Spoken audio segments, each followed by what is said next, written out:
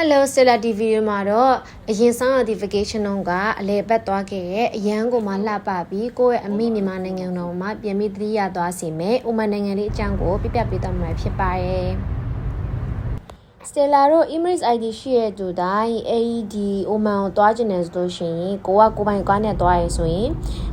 အိုမန်ဘော်ဒါမှာ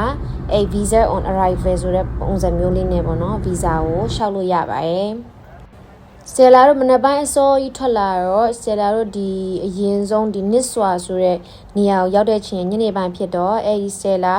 ကိုရောက်တဲ့နေရာမှာရှိရဲ့နစ်စွာစုပေါ့နော်အဲ့ဒီမှာလိုက်ပြီးတော့ရှောက်လဲဖြစ်ပါတယ်ဒါတော့ဘာမှမပါဘူး Stella တို့ပဲများနေတာပါအလဲသူလမ်းလျှောက်တဲ့လက်ကြည့်တယ်ပြုံးနေသူလှရဲပေါ့အလဲသွားပြီးတော့ရိုက်လိုက်ပါသေးတယ်ဗီဒီယိုလည်းအမှကြည့်ကဲနေတာ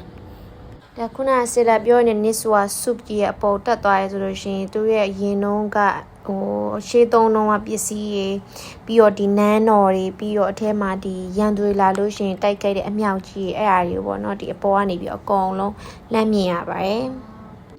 ဒါကတော့အိုမန်လူမျိုးတွေရဲ့ရိုးရာဟန်နန်းထိုးတာကိုဆက်စုနေတာဖြစ်ပါတယ်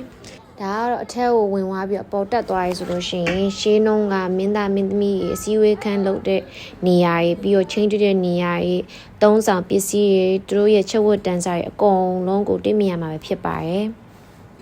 ဒါကတော့ Stella တို့မထိုင်ဘူးတော့အဲ့လိုပဲတွေ့နေမှာဘုံနဲ့ဆိုထိုင်ချလိုက်တာပဲဖြစ်ပါတယ်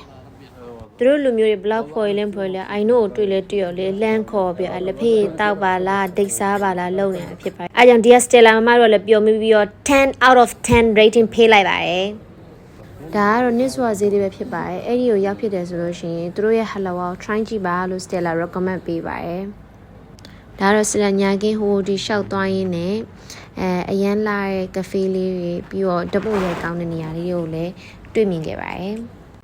Stella ဒီမှာအထဲလဲဝင်သွားတော့အရန်ကိုလှပပြီးစိမ့်ဆိုနေတဲ့ဒီ garden လေးကိုStellaတွေ့ခဲ့ရပါတော့ပြီးတော့ကိုရီသွားတဲ့အချိန်ကလည်းစောင်းရသည်ဖြစ်နေလို့လေးကလည်းတဖြူးဖြူးနဲ့အရန်ကိုမှနေလို့ထိုင်လို့တော်တော်ကောင်းပါတယ်